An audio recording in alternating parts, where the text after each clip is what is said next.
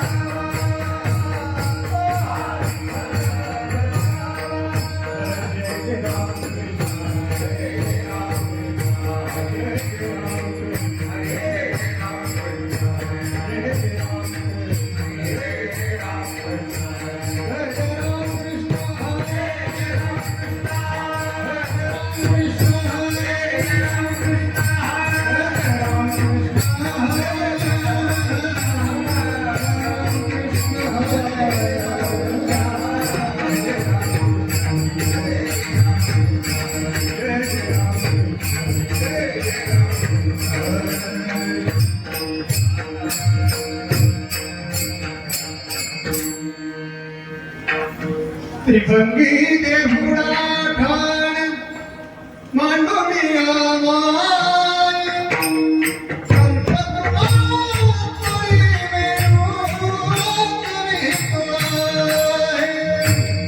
त्रिभंगी देहुडा ठाण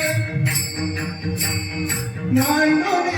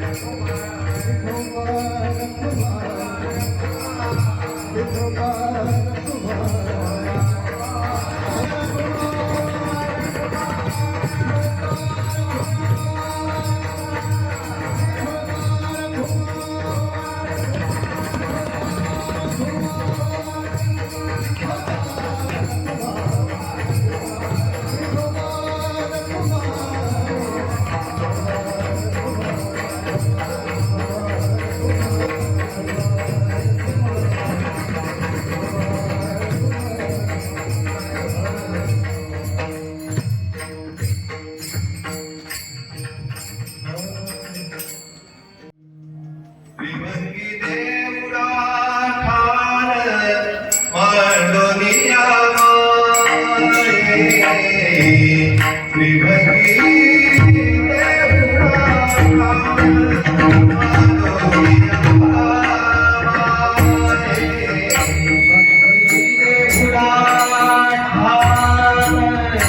मांडोनिया माये विभंगी देवरा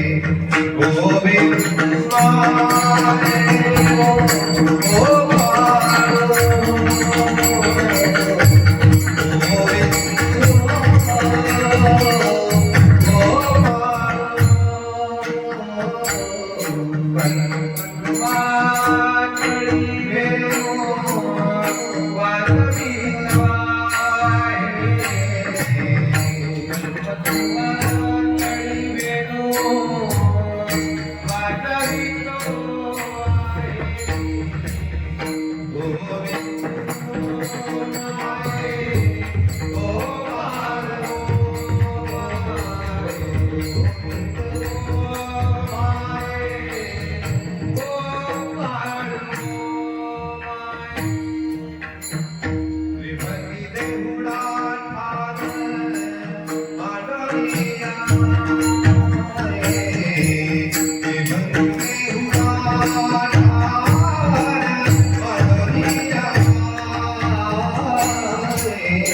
विभंगी देवरा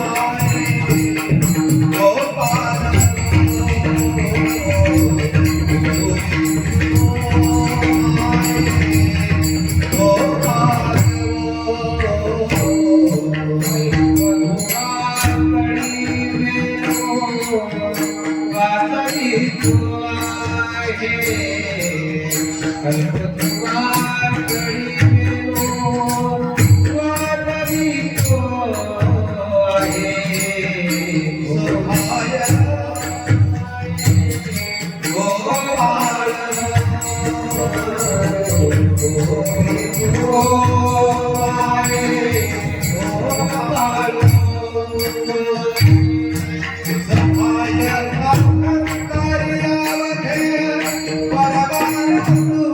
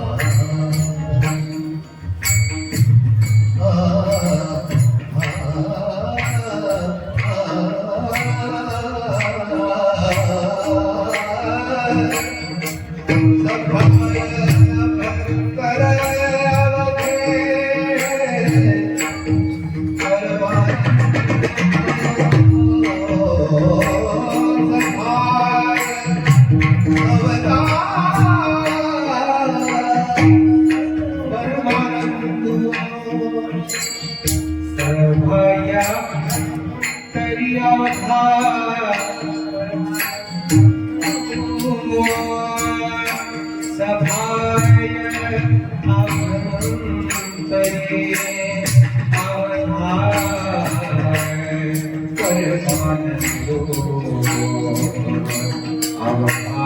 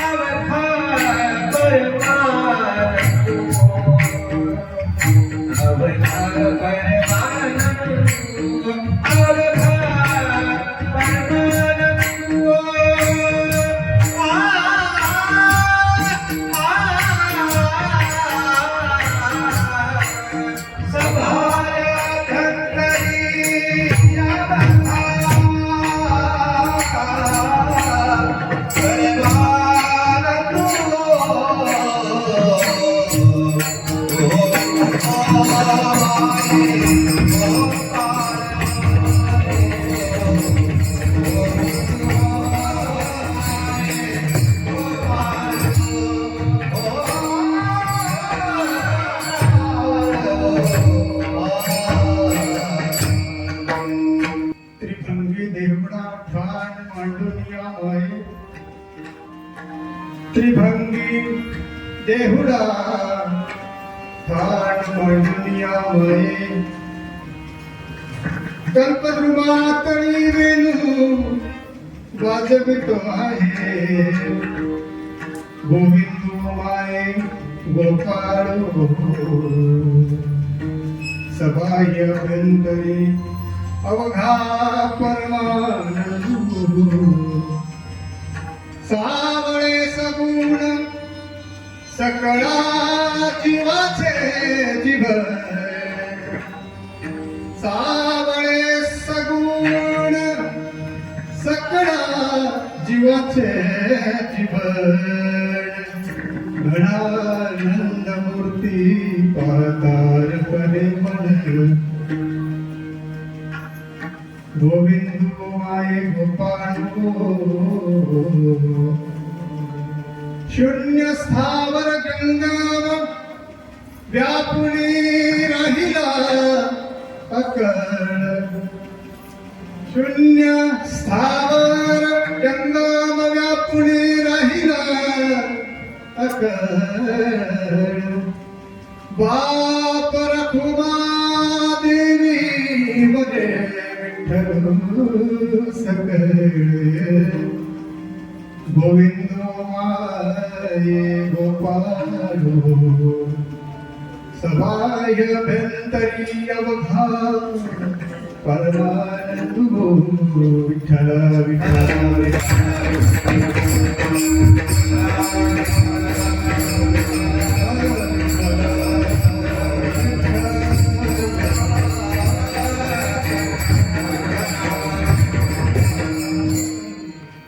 अधरं मधुरं वदनं मधुरं हसितं मधुरं वदनं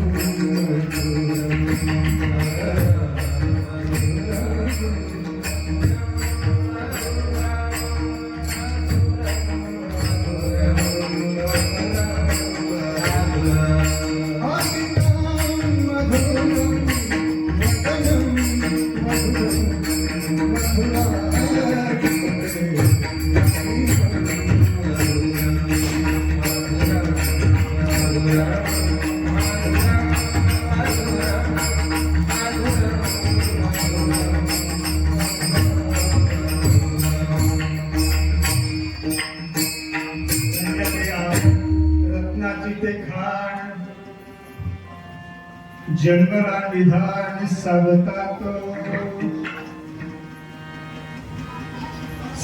सागर प्रेमाचे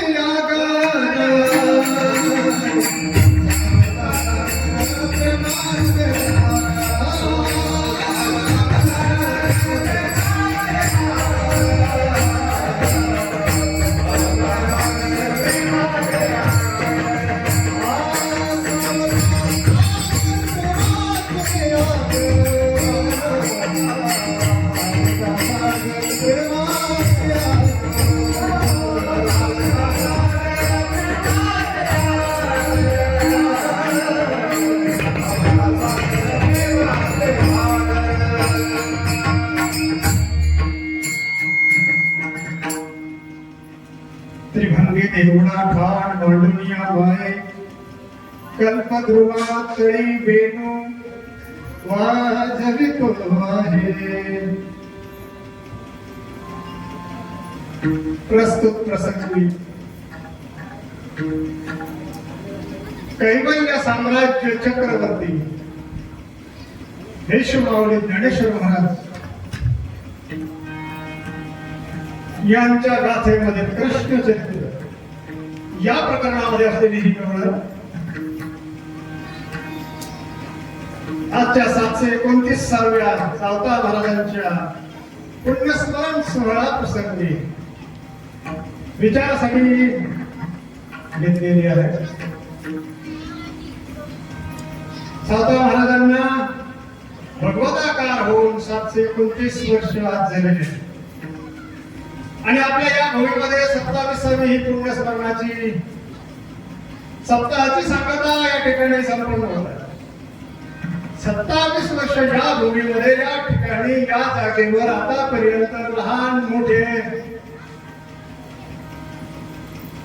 अनेक प्रकारचे विद्वान अनेक प्रकारचे चिंतनीय भगवत भक्त येऊन यांनी आपलं चिंतन मांडलेलं आहे. आणि म्हणून या ठिकाणी जी भूमी आहे ज्या ठिकाणी भगवान नाम संकीर्तन होत असतं, ज्या ठिकाणी पुण्य कर्म होत असतं त्या भूमीला पुण्यभूमी असं म्हणतात. ज्या ठिकाणी तीर्थ आहे आणि ज्या ठिकाणी देव आहे त्या भूमीला तीर्थक्षेत्र असं म्हणतात. ज्या भूमीमध्ये योग्याने तपश्चर्या केलेली आहे आणि सिद्धी प्राप्त करून घेतलेली आहे त्या भूमीला योग भूमी असं म्हणतात. आणि ज्या भूमीमध्ये अनेक प्रकारे अनेक साधू समुदाय एकत्र येऊन भगवंताच्या गुणानुवादाविषयी चर्चा केलेली आहे त्या भूमीला संत भूमी असं म्हणतात. आणि यानंतर ज्या भूमीमध्ये अनेक प्रकारचे यज्ञ झालेले आहेत, 100 यज्ञ झालेले आहेत, 1000 यज्ञ झालेले आहेत, 2000 यज्ञ झालेले आहेत, त्या भूमीला यज्ञ भूमी असं म्हटलेलं आहे. तात्पर्य सांगायचा विषय असा आहे की ज्या ठिकाणी जे जे धर्माचं कार्य झालेलं आहे त्या त्या भूमीला त्या त्या धर्माच्या कार्याच्या अनुरूप झालेल्या कार्यानुसार शास्त्रामध्ये नाव दिलेलं आहे. प्राप्त पुण्यभूमीच्या प्रसंगी 27 वर्ष आपण या ठिकाणी सावता महाराजांच्या पुण्य सोहळ्यानिमित्त वेदांत जननी त्रिसंध्या पावणी ज्ञानेश्वरीचं पारायण अखंडपणे केलेलं आहे.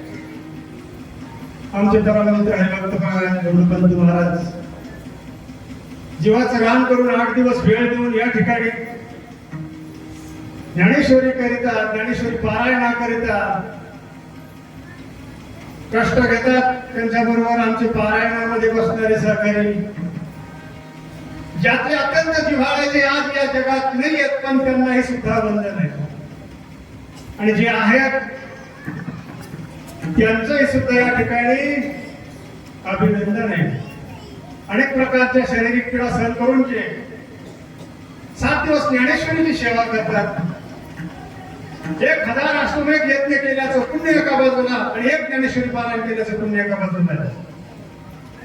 म्हणून या ठिकाणी सप्ताह करण्यामध्ये ज्ञानेश्वरी सारख्या ग्रंथाचं चिंतन करणं हेच अश्वमेध यज्ञ. माझी या वाचा कल्प अनेक कल्प ज्ञानेश्वर महाराज म्हणतात पुण्य केलं त्यावेळेला ज्ञानेश्वरी सारख्या ग्रंथ जगाला देता आला. ज्याचे आई वडील धन्य आहेत त्याच्या मुखात वेद येऊन बसतात. ज्याचे आई वडील धन्य आहेत त्याचा मुलगा काहीतरी करू शकतो या ठिकाणी सांगायचं एखाद्या व्यक्तीला धन्यता देण्यामध्ये महत्व नाहीये, तर त्याच्या मागे त्याच्या आई वडिलांनी केलेल्या पुण्याचं महत्व आहे. धन्य त्याची माता, धन्य त्याचा पिता. व याप्रमाणे 27 वर्ष सहकार्य करणारे सुद्धा आपले समग्र गावकरी मंडळी आणि मोठ्या प्रेमाने श्रवण करणारे सुद्धा आदरणीय वडील सर्व ज्यांचा आशीर्वाद आहे म्हणून या ठिकाणी ही भजनी मंडळी उभी आहे. या ठिकाणी आम्ही उभे, हे गावकऱ्यांचं पुण्य आहे. म्हणून पुण्यभूमी या शब्दाचा अर्थ मी सांगत आहे. ज्या ठिकाणी अविरतपणे पुण्य होत असतं त्या भूमीला पुण्यभूमी म्हणत असतात. आणि ज्या ठिकाणी पुण्यभूमी असते त्याच ठिकाणी चांगले रूप उगवत असतात. पडीत जमिनीमध्ये चांगले रूप उगत विठ्ठला विठ्ठला विठ्ठला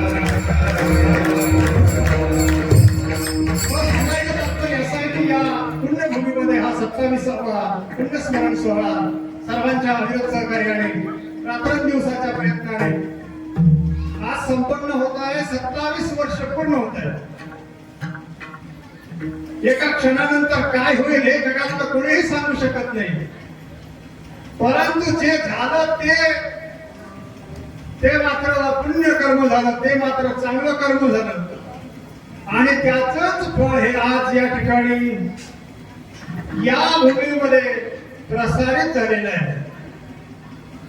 चालू असलेला गवळणीचा जो प्रसंग त्यासाठी आपण विचारासाठी घेतलेला आहे. विश्वमाऊली ज्ञानेश्वर महाराजांचा या ठिकाणी गवळणीचा असलेला हा भावाचा जो काही भावदर्शन आहे. परब्रह्म परमात्मा श्रीकृष्ण गोकुळामध्ये ज्या वेळेला चिदाकाश लीला करत असताना गोकुळामधल्या वृक्ष वेली गोवर्धनासारखा पर्वत, यमुनेसारखी नदी आणि गोकुळाच्या आसपास असलेले 12 प्रकारचे जे काही वन आहेत त्यामध्ये मधुबन, निधिबन, तालवन, ताडवन, गोवर्धनवन, यमुना स्थलवन आणि वृंदावन या सर्व परिसरामध्ये ज्या वेळेला भगवंताचा अवतार प्रत्यक्ष रूपाने लीला करत आहे त्यावेळेचा हा प्रसंग आहे की या गोकुळामध्ये भगवंताने या ठिकाणी सगळा गोलोक जो आणला, सगळं वरून आणलेले गाई, गोपाळ, वृक्ष, वेली, पाषाण सगळं काही गोलोकातून आलेलं आहे.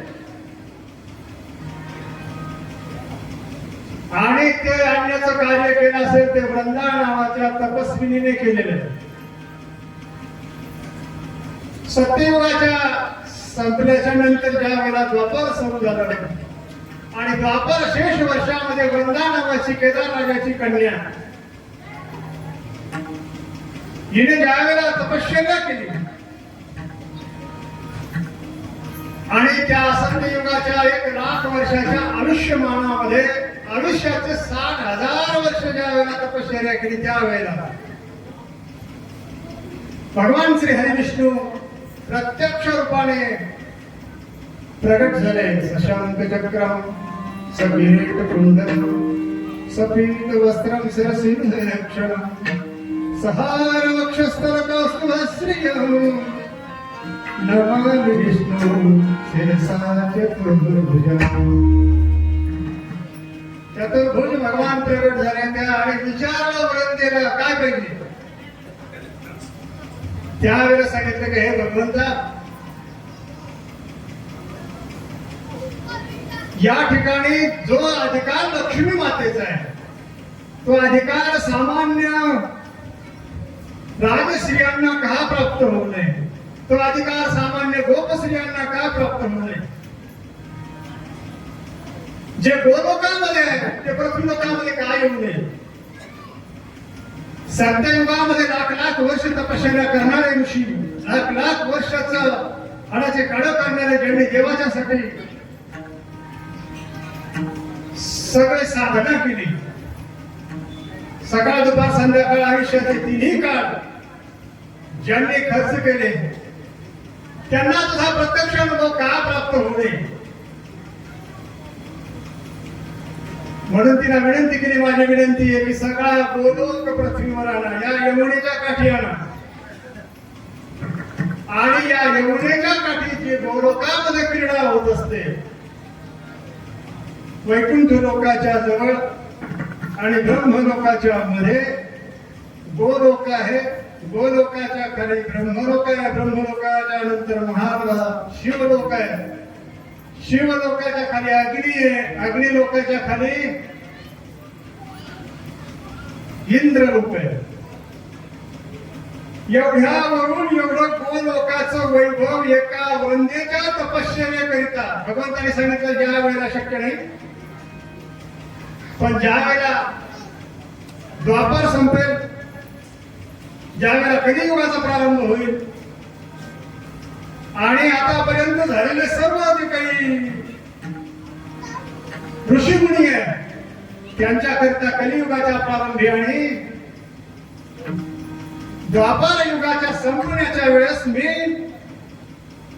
प्रत्यक्ष अवतार घेईन आणि त्यावेळेला गोलोक हा संपूर्ण या भूमंडळामध्ये तुझ्या ठिकाणी तू जिथं तपश्चर्या केली या यमुनेच्या काठावर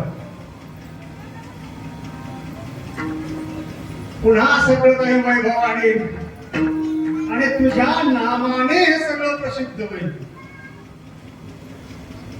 वृंदानामस्तव स्थानी अत्र प्रसिद्धेत वृंदावनम विश्रुतम श्रीमद भागवत महापुराण. आणि त्याप्रमाणे भगवंताने आपला शब्द खरा केला. कलियुगाच्या प्रारंभी कृष्ण अवतार घेतल्याच्या नंतर वृंदावनामध्ये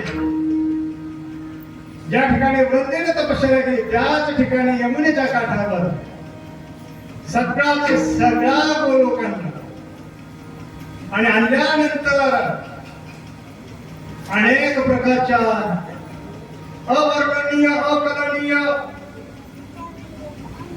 आणि देव सामर्थ्य असलेल्या ज्या ठिकाणी ब्रह्मादी देवाच्या सामर्थ्याची सुद्धा शक्ती नाही अशा ठिकाणी गोलोक आणल्याच्या नंतर तिथे क्रीडा केली आणि त्या क्रीडा करण्याच्या ठिकाणी आजही त्या क्रीडा आपण अदृश्य रूपाने अनुभवत असतो. विठ्ठला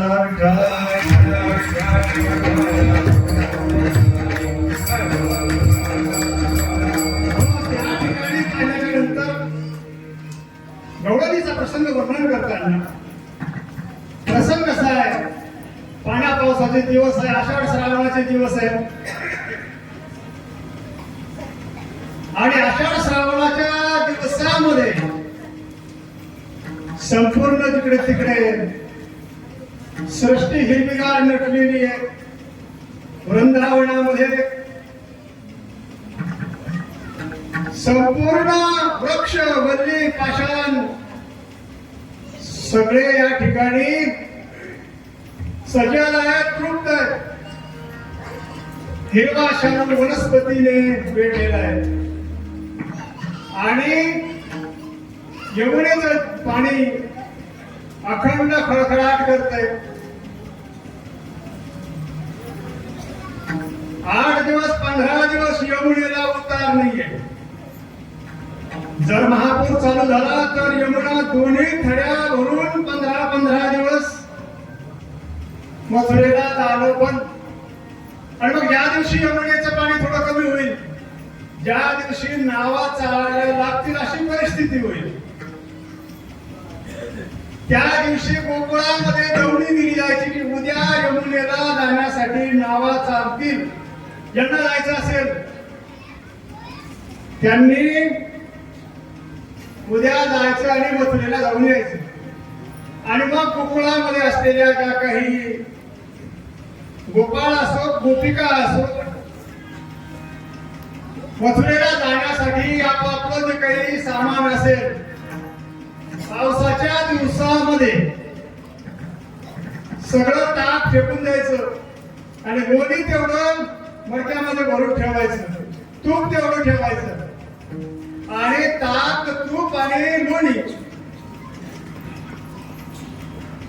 यामध्ये फक्त लोणी उपयोगात यायचं, तूप उपयोगात यायचं आणि ताक फेकून द्यावं लागायचं. आणि मग ते मडक्यात घालून नावेमध्ये घालून मथुरेला न्यायचं. आणि मथुरेला गेल्यानंतर मथुरेच्या राजस्त्रिया, ब्राह्मण स्त्रिया, इतर स्त्रिया कच्चं लोणी घ्यायचे, कोणी तूप घ्यायचं आणि ताजं दूध असेल ते कोणी घ्यायचं. आणि हे काय करायचं मग त्यांनी ते वापरायचं आणि त्यांना पैसे द्यायचे. आणि त्या पैशामध्ये जीवनावश्यक वस्तू तेल मीठ वगैरे काही असतं ते नागरमध्ये घालायचं आणि मग ते उकळामध्ये यायचं या वर्षा काळामध्ये. आणि अशा रीतीने आणि भाडं कोणी इकडं तिकडं तिकीट एक आणा. एका गवळणीला भाडं नदी पार करायचं आणि पुन्हा नदी पार करायचं, एक आणा द्यायचा. आणि तेही इकडून जाताना नाही घ्यायचं, इकडून जाताना माल घेऊन जायचा, तिकडून येताना पैसे यायचे, फक्त एक आणायचं भाडं त्या गवळणीने द्यायचं. अशा प्रकारे पावसाळ्यामध्ये असलेली ही जलक्रीडा वर्षा ऋतूचं वर्णन भागवतामध्ये फार सुंदर आलेलं आहे. आणि मग हा श्रावण महिना लागल्यानंतर ज्ञानेश्वर महाराज म्हणतात, धुनो वाजे धुन धुना, वारा वाजे धुना, भवतार कुहा कान्हा प्रीती भेटलागा, चांदमो चांदले साफाव चंद कादमो चांदले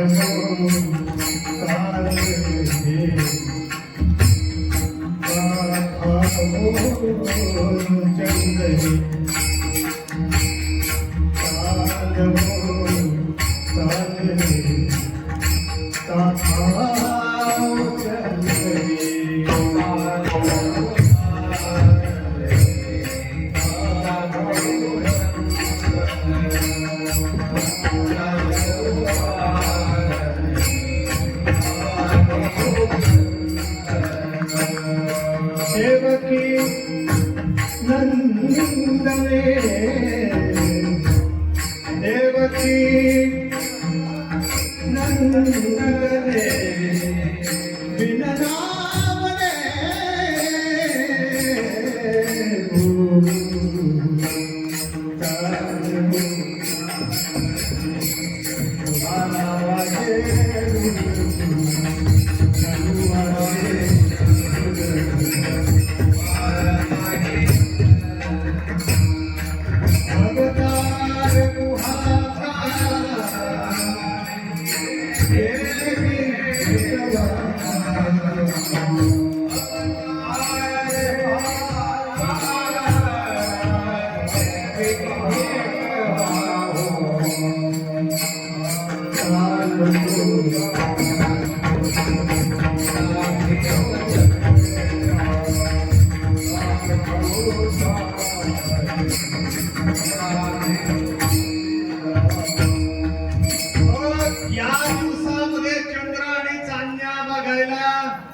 तीन तीन महिने अवकाश नाहीये.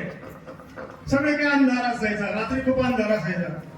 आणि त्या गोकुळाच्या भोवती ते काजवे असे चमकायचे, इकडून तिकडे तिकडून इकडे साऱ्या गोकुळा भोवती काजवे चमकायचे. पहिले आपल्याकडे होते काजवे चमकायचे, पण ते उलट्या गटके लावायचे. उजाड मागण काजवे. आता काळ पण काजवे जर पाहिले त्यांचा उजाड कुठे राहतो, माग राहतो. आणि उडायचं ठरलं तर उडायचं पुढे पुढे. आता गाडीचे जर हेडलाईट बंद केले, मागच्या लाईटला जर चालू केले तर गाडी नीट चालेल का? गोकुळाचं हे वैभव वर्णन करताना या ठिकाणी शुक्राचार्य सांगतात, ज्ञानी लोकांची अवस्था त्याप्रमाणे आहे की ज्यांच्या जवळ ज्ञान आहे पण ते ज्ञान दाखवून ठेवतात आणि संसारामध्ये पडतात. आणि ज्ञानी लोक संसारामध्ये आसक्त होतात आणि ज्ञानाचा प्रकाश बंद करतात, म्हणून हे काजवे भगवत प्राप्ती करू शकत नाही. विठ्ठल विठ्ठल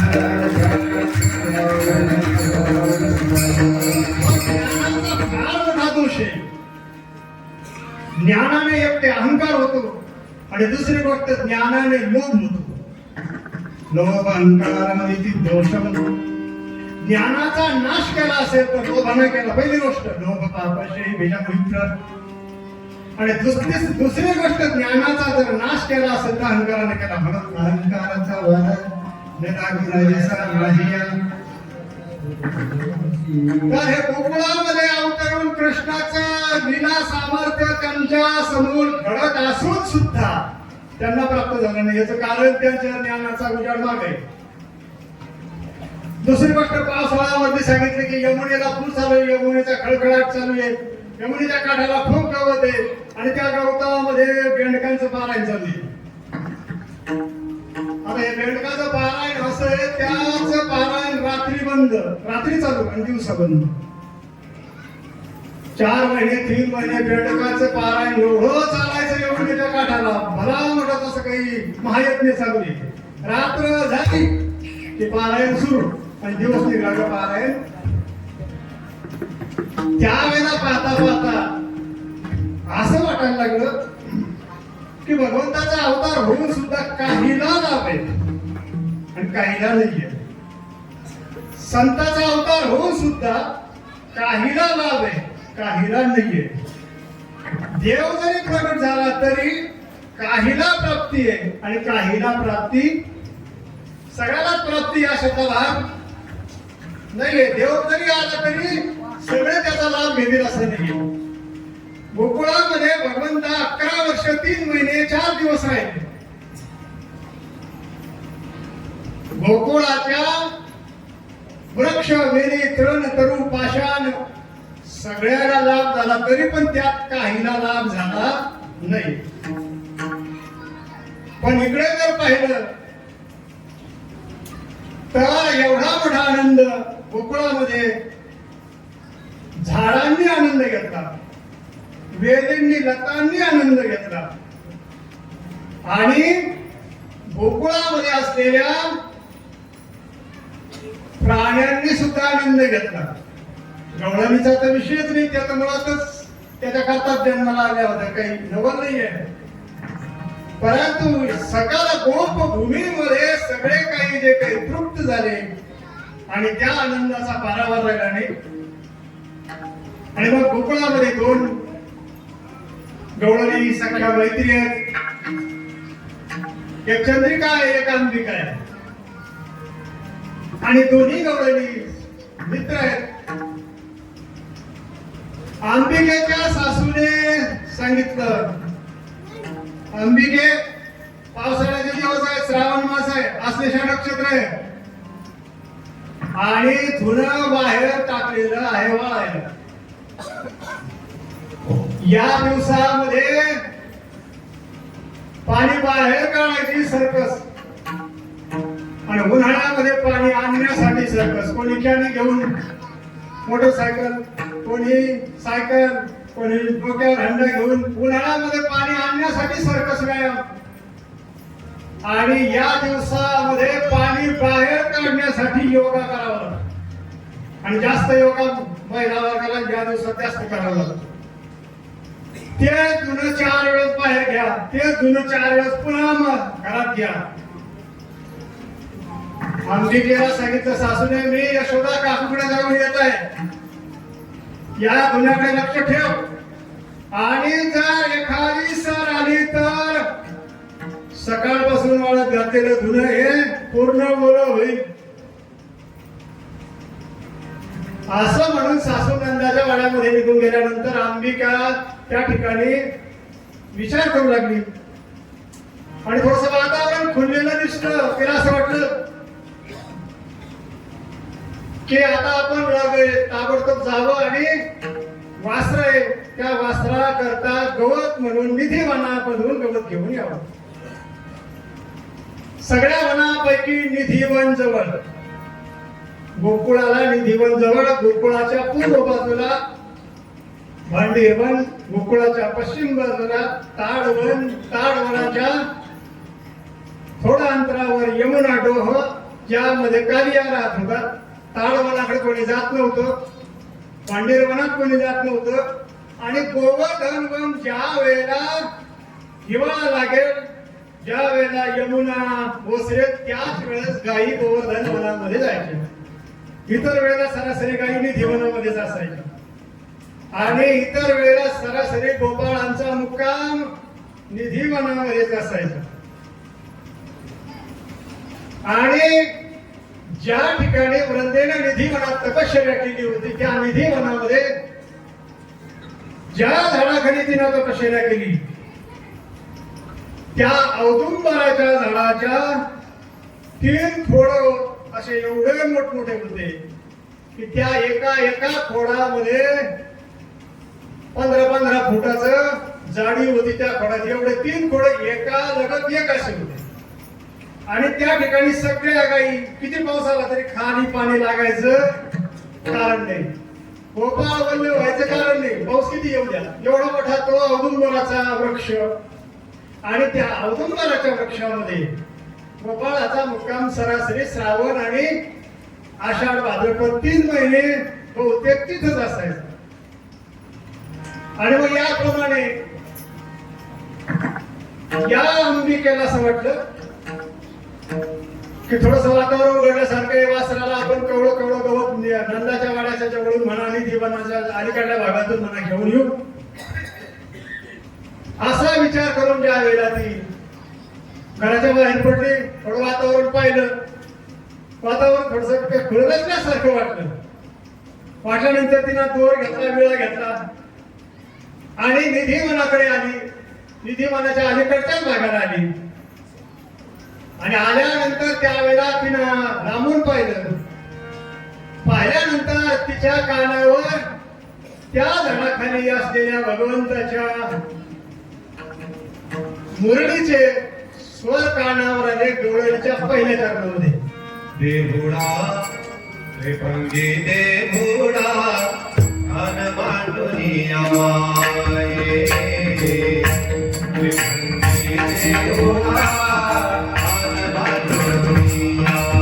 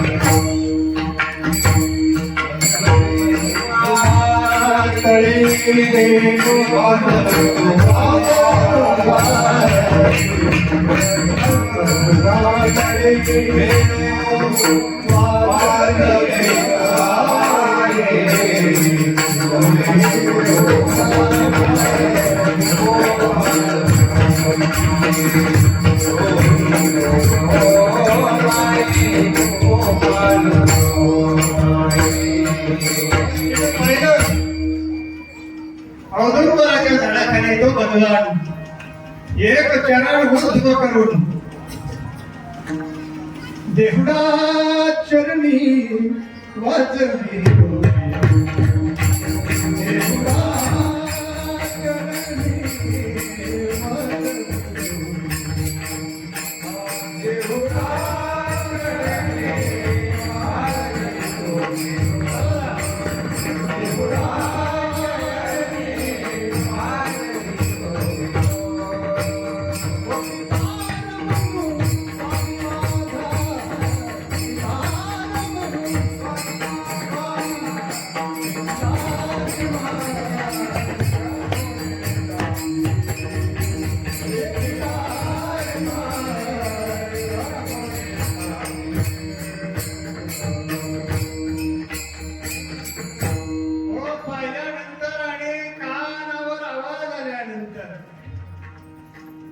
तिला कशा करता आली ते विसरली, काय करायचं तेही विसरली.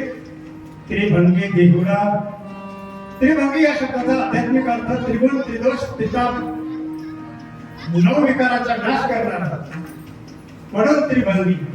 पुन्हा एकदा ऐका, त्रिगुण त्रिताप त्रिदोषाचा नाश करणारा, ज्याला पाहिल्यानंतर हे तिन्ही दोष ज्या शरीरात राहत नाही त्या शरीराला मुक्त अवस्था प्राप्त. आणि त्या मुक्त अवस्थेचं वर्णन या गवळणीमध्ये ज्ञानेश्वर महाराजांनी कगल्य साम्राज्य चक्रवर्ती ज्ञानाचे राजे यांनी केलेले. पाहिलं त्रिभंगी देहुला, त्या औदुंबराच्या झाडाखाली तो भगवान केवळ मुक्तांच्या साठी क्रीडा करतोय. कल्पद्रुमांतळी ज्या औदुंबराच्या झाडाला अनेक प्रकारच्या वेलींनी वेढलेलं आहे, त्यामध्ये शेवंती आहे, गोकर्णाची वेल आहे, अनेक प्रकारच्या वेली आहे, जाईजुईच्या वेली आहे. आणि अशा प्रकारे त्या झाडाखाली एक प्रकारचं स्लाब टाकल्यासारखं तयार झालेलं आहे, पाऊस लागायचं काम नाहीये. त्या ठिकाणी भगवान वेणू वाजवत आहे. त्रिभंगा देहुडी स्थान मांडुनियाय, त्या ठिकाणी स्थान भगवंताचे. ज्या ठिकाणी त्रिगुण त्रिताप नाहीसे होतील त्याच्या अंतःकरणामध्ये भगवंताचं ठिकाण आहे, म्हणजे ठाण आहे. आणि भगवंताचं ठिकाण, भगवंताचं स्थान शुद्ध अंतःकरणामध्ये प्राप्त झाल्यानंतर त्या साधकाला ज्या नादाची अनुभूती होते त्या वेणूचं नाव आहे अनाहत नाद. वेणू वाजवितो आहे म्हणजे अनाहत नाद त्या ठिकाणी आपल्या अंतःकरणामध्ये सहज ऐकायला मिळतो. हे झालं गवळणीचं आध्यात्मिक स्वरूप. आणि तिने ज्यावेळेला पाहिल्यानंतर मग म्हणू लागली, सगळं विसरली. आणि विसरल्यानंतर इकडे सासू घरामध्ये आली. सासून पाहिला, अंबिकेचा पत्ता नाहीये. चंद्रिकेला आवाज आहे म्हणे, चंद्रे आंबी कुठे गेली? तिनं सांगितलं ती कुठे गेली मला सांगता येणार नाही. अरे म्हणे सगळं तसं ठेवून गेली, पुढे जाऊन बघ. असं म्हटल्यानंतर ती चंद्रिका अंबिकेला पाहण्यासाठी शोध घेत आणि तो निधी वनामध्ये अलीकडल्याच भागामध्ये ही नुसती उभी आहे करण्यासाठी किंवा जाण्यासाठी. हिने तिला हलवलं, तीनदा हलवलं आणि सांगितलं की हे तू ध्यानावर आहे का, काय हे काही कशा करता आली, काय येऊन मिळेल, तुझी सासू तुला वाट पाहते. बऱ्याच वेळानंतर ती ध्यानावर आली, तिला सांगू लागली, तुला आवाज ऐकू आला नाही का, तुला समोर दिसत नाही का? म्हणजे काय? अरे म्हणे झाडाखाली बघ कोण आहे. कोण आहे म्हटल्यानंतर दुसऱ्या चरणामध्ये कोण आहे ते सांगितलं.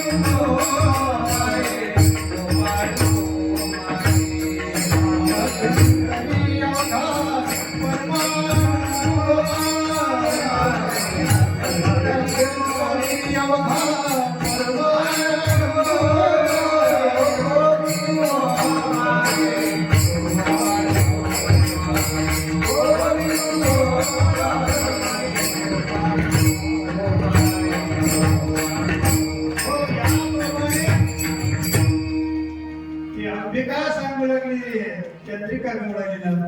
तू हे बघ समोर काय आहे बघ. समोर घनानंद मूर्ती आहे. घनानंद या शब्दाचा अर्थ घन म्हणजे दाट आणि आनंद म्हणजे दाट आणि जास्त आनंद, अतिशय आनंद. परंतु ज्ञानेश्वर महाराजांचा भाषा वैभव आणि शब्द सामर्थ्य एवढं अगाध आहे. प्रगट भुज बोले विश्व ब्रह्मजी. घनानंद या शब्दाची व्याप्ती सांगताना ज्ञानेश्वर महाराजांनी श्रीकृष्ण उपनिषदाचा भावार्थ या गवळणीमध्ये सांगितलेला आहे. चौकडून आकाशामध्ये मेघ व्यापून आलेले आहेत आणि आता पर्जन्य होणार असा या ठिकाणी अंदाज आहे. आणि अंदाज असताना निधी वनामध्ये मयूरादी पक्षी आहे आणि त्या मोरादी पक्षांनी त्या मेघाकडे पाहिलेले आणि सजल मेघ बघितल्याच्या नंतर एवढा आनंद त्या मोरांना झालेला आहे. इतके मोर नाचतायत की त्यांच्या नाचण्यामधून त्यांच्या अंगाचे पंख गळून पडत आहेत. भगवंताने ते पंख आपल्या मस्तकामध्ये बांधलेले आणि एवढा आनंद त्या मोराला झालेला आहे. आकाशामध्ये असलेले मेघ पाहिल्याच्या नंतर त्याच्या दोन्ही नेत्रातून जे आनंद अश्रू गळतात त्या अश्रूंना उपमा आहे घनानंद. ते अश्रू त्या मोराच्या लांडुरी गिळतात आणि अंडे देतात.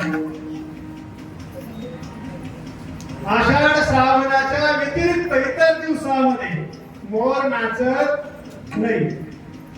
आषाढ श्रावणाच्या व्यतिरिक्त इतर दिवसामध्ये मोराचे पिल्ल तयार होत नाही. म्हणून घनानंद या शब्दाचा अर्थ ती गवळण म्हणते ज्याप्रमाणे मोराला भगवते मेघ पाहिल्यानंतर तो आनंद होतो. तो आनंद मला आता माझ्या हृदयामध्ये झालेला असल्यामुळे माझं मन हे मन राहिलेले. घनानंद मूर्ती पाहता हरपले मन हे राहिलेले. मन हे आनंद स्वरूप झालं आणि आनंद स्वरूप मन झाल्यामुळे देहाचा तर विषयच नाही. स्थूल सूक्ष्म कारण महाकारण सुद्धा गेला. तीन स्थूल गेला काय नव्हते, सूक्ष्म गेला काय नव्हते, कारण गेला काय नव्हते. महाकारण देह सुद्धा शिल्लक ज्या वेळेला राहिला नाही त्या वेळेला घनानंद मूर्ती पाहता हर भले मन. याप्रमाणे भगवंताचं स्वरूपाचं वर्णन ही अंबिका गवळण आपल्या चंद्रिका गवळणीला सांगत आहे. आणि सांगत असताना ती सांगू लागली की मला सर्वत्र समदृष्टी प्राप्त झाली, समदर्शन प्राप्त झालं. ही चकित झाली आणि हिने विचारलं समदर्शन कसं प्राप्त झालं, तुला मुक्त अवस्था कशी प्राप्त झाली आणि कशावरून तुला मुक्त अवस्था प्राप्त झाली याचं वर्णन करताना ती गवळण ज्ञानेश्वर महाराजांच्या चौथ्या गीतात बोलते. शून्य स्थावर जंगम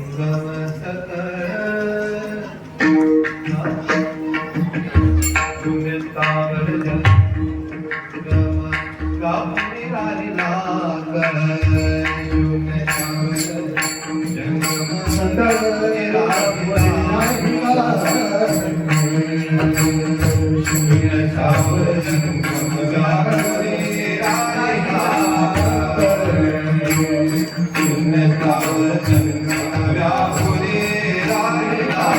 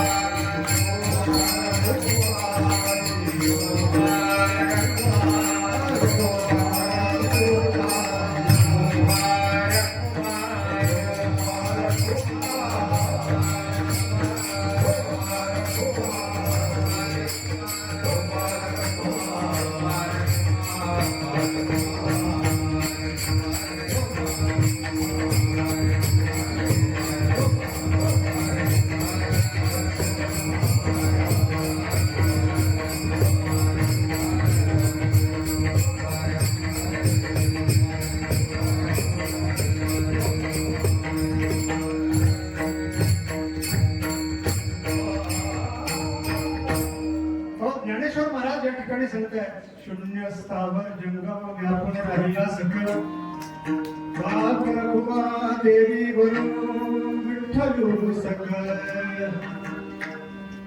ती गवळण सांगते की मुक्ताची अवस्था प्राप्त झाल्यानंतर काय होतं. बद्री वनामध्ये ज्ञान आणि वैराग्य ज्या वेळेला सत्यतोपर तिन्ही युग संपले, त्यावेळेला उदास बसले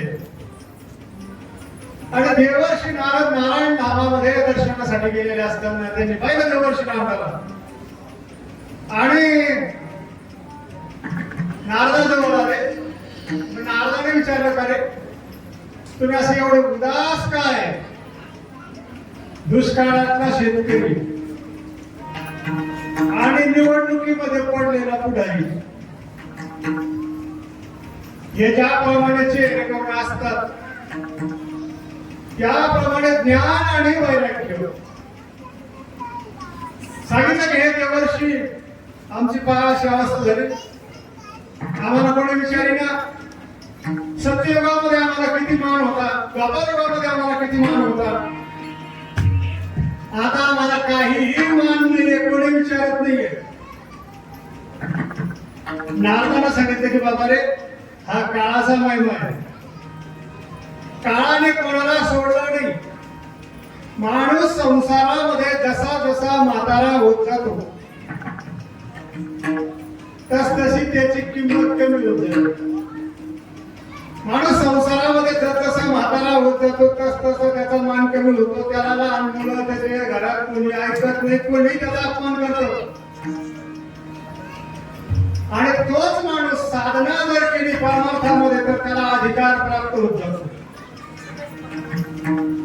परमार्थामध्ये माणूस हा साधना केल्यानंतर जसा म्हातारा होतो तस तशी त्याची किंमत वाढत जाते आणि मेल्यानंतर त्याला चांगली गती प्राप्त होते आणि संसारामध्ये जसा माणूस संसारामध्ये म्हातारा होत जाईल तसा तो दुःख वाढत जात त्याची किंमत कमी होत जाते अपमान कमी होत जातो त्याला कोणी विचारत नाही म्हातारपणी तरुणपणामध्ये ज्या माणसाचा खूप मोठा आवाज गावातून जर चला तर बाकीचे लोक बाजूला चालतील कोणी आदबिना रामकर होऊन बोलतील त्याच माणसाला म्हातारपणी कोणी काही समजत ज्ञान आणि वैराग्याला देवर्षी नारद सांगतायत अरे म्हणे तुम्ही हे युग तुमचं नाहीये हे कलियुग आहे या कलियुगामध्ये असत्यम प्रतिष्ठामध्ये जे लबाड आहे त्या लबाडाचं युग आहे जे खोटे लोक आहेत त्याचं युग आहे जे नकली आहे त्याचं युग आहे जे असली आहे त्याचा मान नाही जे असलेला कोणी विचारणार नाही चांगल्या मालाला गिऱ्हाईक नाही डुप्लिकेट मालाला कोणी घेतल्याशिवाय राहणार नाही म्हणजे आमची उदासीनता कशी दूर होईल आम्ही काय केलं पाहिजे त्यावेळेला सांगितलं एवढंच कारण आहे चला माझ्याकडून आणि असं म्हटल्यानंतर नारदांनी वृंदावनामध्ये ज्ञान आणि वैराग्य यांना आणल्यानंतर पाहिलं तर वृंदावन सगळं सजल सफल आणि आनंद इतका आनंद की त्या वृंदावनामध्ये चौकडे मयूरादी कौशिल्य सगळीकडे आनंद आहे आजी आनंद रे परमानंद रे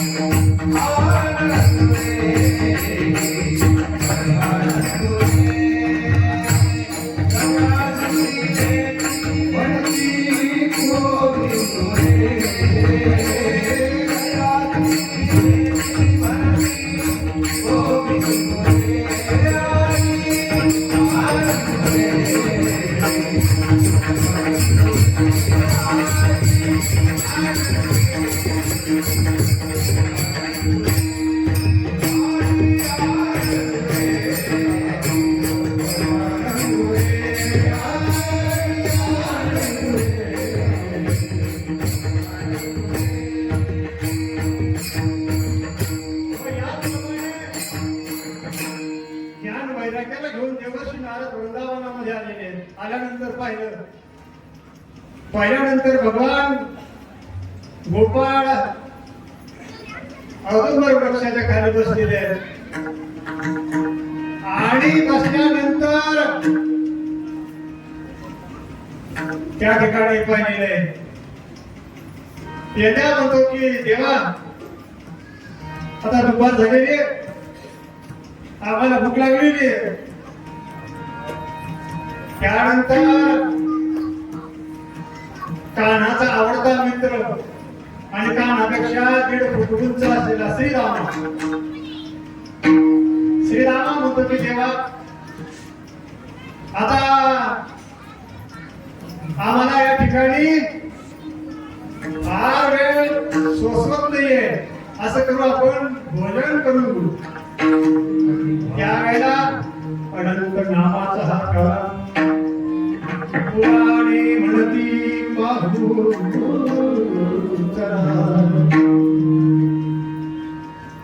पुराण त्या ठिकाणी सगळे प्रविष्ट झाले. 18 पुराण त्या ठिकाणी आले आणि ज्ञान वैराग्याला नारद झाले की हे देवर्षी. नारद म्हणतायत अरे ज्ञान वैराग्य भगवंताच्या चरणाजवळ काय तुला माहिती का? शून्य स्थावर जंगम व्यापून राहिला सकळ बाप रखुमा देवी बन विठ्ठल मंगळ. शेवटचं चरण ज्ञानेश्वर महाराजांचं चतुश्लोकी भागवत या 4 शब्दात सांगितलं. शून्य म्हणजे आकाश, स्थावर म्हणजे वृक्ष आदी वनस्पती प्राणी सृष्टी, जंगल म्हणजे हिंडणारे उडणारे चालणारे प्राणी. या सगळ्या सृष्टीमध्ये वनस्पतीमध्ये तोच आहे, पर्वतामध्ये तोच आहे, जंगलामध्ये तोच आहे, नद्यामध्ये तोच आहे. पण कळत नाही आणि तो कळाला नाही कारण भगवंताच्या मायेमुळे देव कळाला नाही. वास्तविक बाप रखुमा देवी वरे विठ्ठलू सकल. ज्ञानेश्वर महाराज म्हणतात सगळं तोच आहे पण कळाला नाही. प्रत्यक्ष भगवान श्री हरी विष्णूने नारदाला सांगून सुद्धा नारदाला सुद्धा कळालं नाही. नारदाला सुद्धा भगवंताने सांगितलं अहम येत समयवाग्रे नाड्यात पश्चात यथे तच्चयो अवशिष्यत् स्वस्नेहम् हृदयार्थं यत् प्रतीयेत् न प्रतीयेत् चात्मनि तद्विद्यादात्मनो मायां यथा भासि यथा तमः यथा भवन्ति भूतानि भूतेषु इष्टागतेष्वन्योः प्रविष्टान्ययत् प्रविष्टानि न तथा तेषु न तेषु अहम् एतावदेव जिज्ञास्यं तत्त्वजिज्ञासुरात्मनः अन्वयव्यतिरेकाभ्यां यतः सर्वत्र सर्वदा पुण्डरीकवरदाय विठ्ठल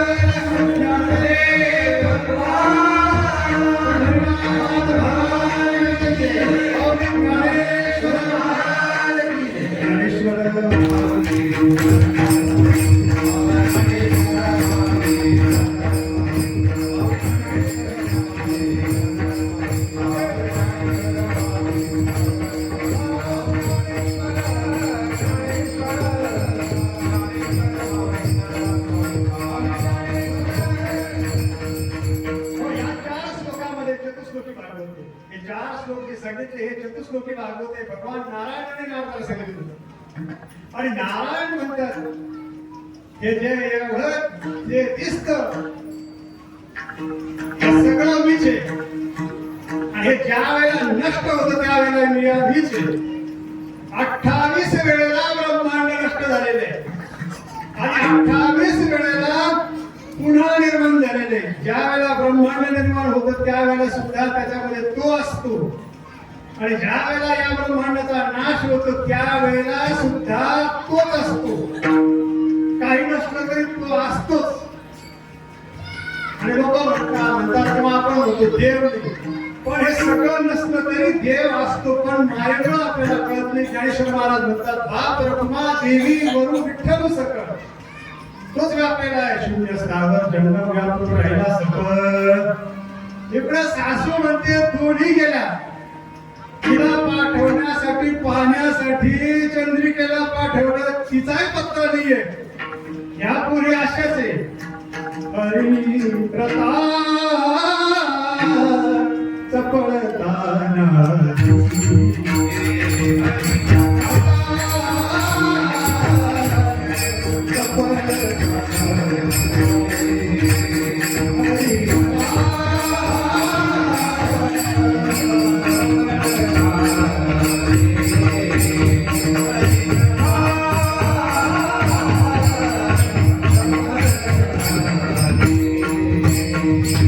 Hare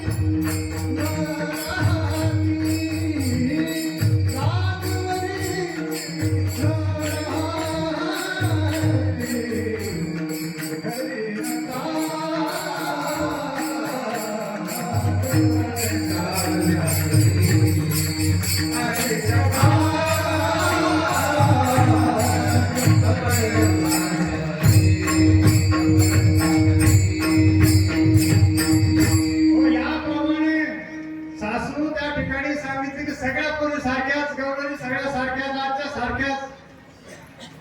आणि ही एक किल्ला मुलाचा प्रयत्न करते की आपण घरी जाऊ, आपण घरी जाऊ.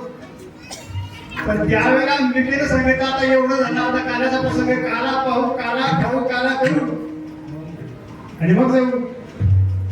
आणि मग त्याप्रमाणे ज्ञान वैराग्य म्हणजे गोकुळात एवढा आनंद कसं काय, गोकुळामध्ये एवढं चैतन्य कसं काय. त्यावेळेला नारद म्हणतात त्या गवळणीकडे जरा पहा, त्या दोन बसलेल्या आहेत त्या जवळ जाऊन बघू आपण. सूक्ष्म रूपाने गेले आणि त्या दोन्ही जवळ जाऊन बसले. त्यावेळेला त्या गवळणीची अवस्था पाहिजे नंतर कंठी धरिला कृष्ण मी